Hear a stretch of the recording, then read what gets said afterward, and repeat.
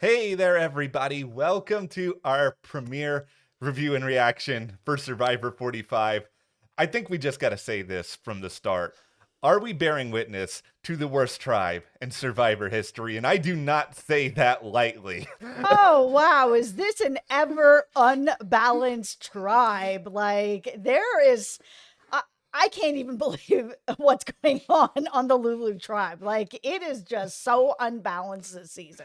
Okay, almost everybody on the Lulu tribe is going to hate me by the end of this episode, by the end of this video, and I apologize already to the Lulu tribe with one notable exception. Caleb, I love Oh, you. like, I know See, okay, Caleb. this is the thing. I said before the season there were two people who I was really liking and rooting for. One of them was Emily, and the lesson there is don't root for somebody just because their hometown is 15 miles away from you, because I was very wrong. Oh my goodness. Listen, everybody put on your hard hats with the people that really like Emily, because I saw that there were some people out there that were like, she got on that boat, she chose violence, she's going to be sort of the villain of the season. Like, she's not an actual villain, but the villain of the season. She is an energy vampire. For all of you who watch What We Do in the Shadows, she is, the vampire Colin Robinson. She is here just taking energy from the group. Like, if Hannah hadn't basically self-evicted tonight, threw herself off the island, which we'll get into because, like, that is extremely irritating. She is just the person that really needed to leave tonight. I mean, she's just picking fights with Bruce for no reason. And then she's so suspicious and negative that, like, even where we have Brandon on the other side being like, I can't win anything and I can't do anything, but man, I'm funny and I can be here to lift people's spirits. You wouldn't believe how important that can be on survivalist type of shows. Like, I watch tons of like Alone and Outlast. If you guys haven't seen Outlast on Netflix, it's like Survivor, but you can burn down each other's camps. There are no rules. Why? It is wild, but it's like it really matters having somebody at tribe that's really positive that you can talk to. Like, you're in a hard situation, and having someone like Emily there that is making it even harder. Like, she needs to go. I know I'm railing on her, but I don't care because it's true. Okay, I have some takes on Emily as well. We will get to those, but before we do, hit that subscribe button all season long. We are going to be here talking all about Survivor 45 and the inevitable demise of the Lulu tribe, where unless they like sprout some sort of super survivor powers, they're all going to be going very, very soon. But by hitting that subscribe button as well, you guys support us, help us to be able to continue to make this really, really fun content that we appreciate you watching. Okay, so Emily, here's the thing. It can be fun sometimes having a survivor villain. Like, I think we all like it when there's people who are, aggressive and competitive. Yes. But she's not fun. Like, this is the real thing. If I have somebody out there who is mustache twirling, kind of cackling to themselves maniacally, it's like Boston Rob. I know everybody, puts Boston Rob up on the survivor pedestal. But he was a villain a lot of the time. There was a season called Survivor Heroes versus Villains. Like Parvati, a great villain. Yeah. Emily doesn't even seem like she likes Survivor. And I'm sure that's not the case. I'm sure she applied for the show or got on the show for a reason.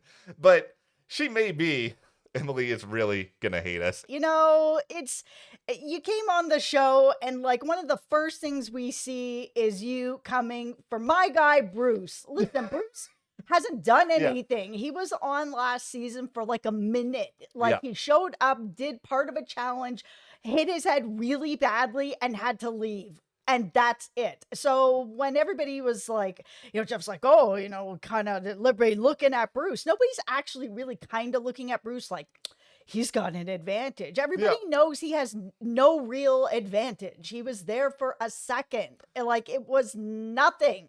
And then all of a sudden, and he's like, yeah, like I was only here for a second. I'm really excited to be back. Like, what a great opportunity. And it's basically going to a wedding and being like, does anybody object? Emily, I object. And then she gives all her reasons. Oh, I think, you've got more of an advantage than you're saying. Bruce is just like trying to explain Yeah. himself, being like, like, hey, that's not true. It's this, it's that. Don't tell us all what to do. I was just like, oh my goodness. Like, what is happening? Are you just trying to get your like 15 seconds here, like right away to be like, I want screen time? Okay. I didn't get it. I'm going to introduce Emily to something. It's called the confessional. And see, the purpose of the confessional is you go there and you say things that you shouldn't say out loud. And for the entirety of this episode, first it's the incident with Bruce. Then it's like her back at camp being like, oh, Sabaya and Caleb, they're obviously a strong duo. They're an alliance. Okay, don't say that out loud. Don't talk about Bruce out loud. Don't do any of this stuff out loud. Survivor is a game of nuance. She may be the luckiest person ever in a first episode because she was such a consensus, like night one boot. From the moment like that opening confessional came out and she was like, I would rather be voted out first or win the game. And I was just thinking, well, you might get your wish on one of those two things, Emily. But no, instead, we have Hannah doing Hannah things. This Okay. was such a frustrating premiere because it feels like Yeah. there are a lot of interesting, fun cast members that we didn't get to know very well. So getting past this premiere, I feel like there's still a lot to come. So I would just put it out there. If you're thinking about giving up on the show after the premiere, Yeah. give it another episode. I think there are some people here that are really worth our time. Like for me, Emily's not one of them. Yeah. She's too negative for me. Hannah, bye. I've always Yeah. felt that way about people who go on and then just decide to quit. Like, Yeah. you know that this is Survivor. This is a really hard show. Like, if you're like, oh, I need to sleep in a bed, Yeah. I completely understand. But I would never go on Survivor because I'm fully aware that I can't deal with sleeping on the ground. I Yeah. don't like camping. I don't want to be out in the wilderness. I don't want to be lying on the beach getting eaten by sand fleas. Yeah. It's all a no for me. And if you know that about yourself, which you clearly do, then why are you on this show? Like you took a spot from somebody. I think the part of it that's really tricky for me is just sort of the idea that clearly there were things that Hannah needed to do to prepare a little bit more in order to go on the show. And she needed to quit one of those things a good bit earlier because it's clear she was having a hard time without it. And, you know, Mhm. we have seen this on Survivor before. Yep. Ironically, on Cerie's first season of Survivor, we saw something like this too. But you know what? You have to figure that stuff out before you get out there because it's clear she was struggling for multiple different reasons to the point where Brandon, who really, I had no idea looking at Brandon that Brandon was going to be one of the worst physical Survivor players of all time. But Brandon is suddenly her rock. Brandon, who couldn't get up the ladder, and Brandon, this will make you feel better. I could also not get up the ladder, but I'm not trying to get up the ladder. Listen, Hannah, Big Brother is calling you. You can go over there and you can deal with things a bit better. That Yeah. felt like a better show and a better fit Yeah. because you wouldn't have to deal with, going without what you need and you would be sleeping in a bed. It was an interesting choice that you chose Survivor over something like Big Brother. But let's talk about Brandon because Brandon is somebody that I just like him. Like, is he the best Survivor player ever? Maybe. You don't have to win challenges to true. be able to get to the end. I mean, you really have to play a really good social game, and he can contribute in other ways around camp. Like, there's lots of other things that he can do. He's not just funny guy Brandon, as Yeah. Jeff is putting it. Like, there's a lot more to him, I feel. And it's also kind of interesting. I've been very open about this on this channel that I struggle with anxiety, and seeing last season Matt on the show who also struggles with anxiety, I was like, oh, it's really cool to have somebody on there that is going through the same stuff as me. And there was lots of people that were really into Matt for that reason. So they have brought on another person who really struggles with anxiety. And I get the feeling, and this is just my tinfoil hat theory about Alright. it, that they don't really realize like the extremes of anxiety and what can happen. Like, people have it more mild, and then people have it like what's going on with Brandon. Like, he's the real going through it. which, is tough for me to watch for him, but like it's very real. I really want to root for Brandon. I can I make do root for Brandon. yeah, I can make fun of him with the ladder, but you know what? Brandon's probably making fun of himself for the ladder. Like that's just one of those things you laugh at when you're back. You're trying. Like that's the most important thing. And I get the sense for Brandon.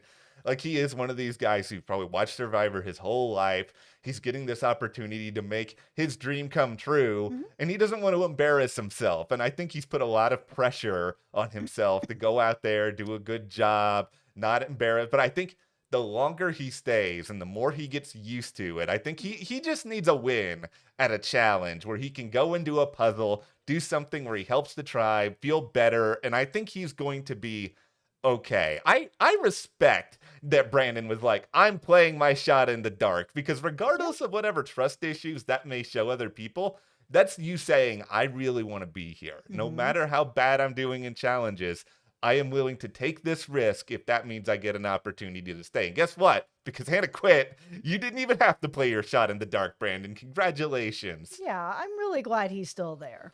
Now, he is ultimately, he's not my guy, Kate. Caleb is the king of the Lulu tribe. I like Sabaya too, by the way. I like Sabaya a lot. Yeah, I think they could be really interesting to watch moving forward. We just need to completely eliminate this tribe and just like put this tribe on other groups so that some of these people have an actual legitimate chance.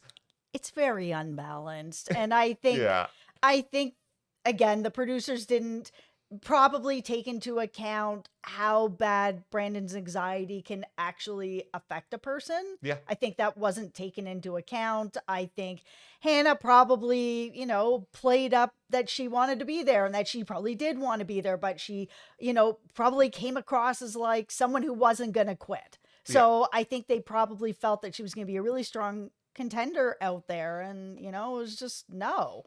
Okay, let's spend at least a couple of minutes here talking about the other tribes. So even for 90 minutes, and you kind of alluded to this earlier, we really don't know that many people on the other tribes that well because we're watching Trainwreck Lulu for like 70 minutes of this. Just Bruce. Okay, let's talk about Bruce here for a moment, since Bruce is very funny. I will give He's Bruce so that funny. right away. Like his impression of Emily was A+ gold. You deserve to be brought back, Bruce, just for that alone. I also love Bruce's complete lack of self-awareness with the I'm going to be the fun uncle, and then 5 minutes later I'm going to bark around and give people orders. You are not doing a good job at this, Bruce. Okay, listen, I don't think he was barking orders at anybody, but what I do think happened was he did have experience, not on Survivor, but maybe out in the world, or things that he had seen, or things that he felt like he could actually help with. And I think the way that it was kind of cut together, it feels misleading that maybe it was like a situation where he's like, hey, I'm fun Uncle Bruce. Hey, fun Uncle Bruce. Oh, I'm not going to be telling anybody what to do. But then if he sees something, he's saying something. Or if people are really struggling with something and he knows how to help, that he's a guy who wants to help. That's kind of how it came across. It wasn't like, oh, don't do this. It was more like, oh, maybe we should be doing this, and this is a way that we could do it that could help. That's what it felt like. I like this Bellow Blue tribe. I think there's some fun people. Obviously, Bruce, who, and I know Bruce is your guy. I am in Bruce's corner. I like this alliance too of Kelly, Katura, and Kendra, who are like I'm a Libra. I'm just gonna say that right now. Yeah, you are. Look at us, we all emotional together. Okay. It's almost your birthday. Yeah, okay. You know what? Happy birthday to the 3-person alliance from the Bellow tribe too as well. They really, a lot of astrology talk in this episode. Also, a lot of lawyer talk in this episode. Everybody is a lawyer. This is the most lawyers I've seen since I watched Suits. Like, what? Of course, we have one person, Jake, who's like, I'm a lawyer. I'm going to come out. I'm sorry. That's a terrible accent. I'm not going to do that again. But everybody else is just keeping it a secret that there's a lawyer. There's a lot of secret lawyers. Absolutely. Finally, the Reba McIntyre tribe, all right, as I am going to call this for the remainder of the season. My whole Twitter timeline was like filled with pictures of Reba. Okay. Filled with pictures of Reba. I didn't even look. So you know what happened to me? I was the guy who thought I was making a very creative and funny joke. You are. Not real. Everybody else has already made this creative and funny joke. And they're all funny and creative too. Did they have to make the Reba tribe red? Like that's just my only real question. Don't you guys know you're giving product placement to The Voice by having the Reba McEntire tribe Right. on Survivor? Really, there's a couple of people that stand out here. You have Austin, who finds the Beware advantage, which I don't think this is as fun as what we had last season, where it was like you have to get the beads from people. But I think it's better than like whatever that dumb password thing was that was happening a while back. Here, you have to decipher the message on the tribe flag. How are you going to do this without somebody noticing what you're doing? It's going to be tricky. I think Austin will be able to do it. I think he'll be okay. Also, Sifu, this is... He and Bruce are in the running for the most / least self-aware person this season. I'm doing a really good job, everybody, like jumping through the trees, making sure nobody sees me. Cut back to camp. Where's Sifu? What is he doing? I know. Listen, I like him anyways. There's just a really good energy about him. I feel like there are some really good players and just some fun people. Yeah, I think Probst and the producers are probably kicking themselves a little bit with the Lulu tribe just because the other two tribes are so good and you go through so much casting for this show. You want people who are eager to play, whether they're eager and fun-loving as a hero or as a villain. You don't want any energy vampires out there, but here we are, one episode in. There's nowhere to go but up with Survivor 45 after the premiere. I agree. Listen, I think that there's still potential, so I hope you guys decide not to bail on the season. We aren't. Yeah. We're going to be here every week talking about Survivor, and, hope you join us. Yeah, hit that subscribe button so you do not miss out. And thank you as well to all of our patrons for your support. We really appreciate that, and we'll see you here next time.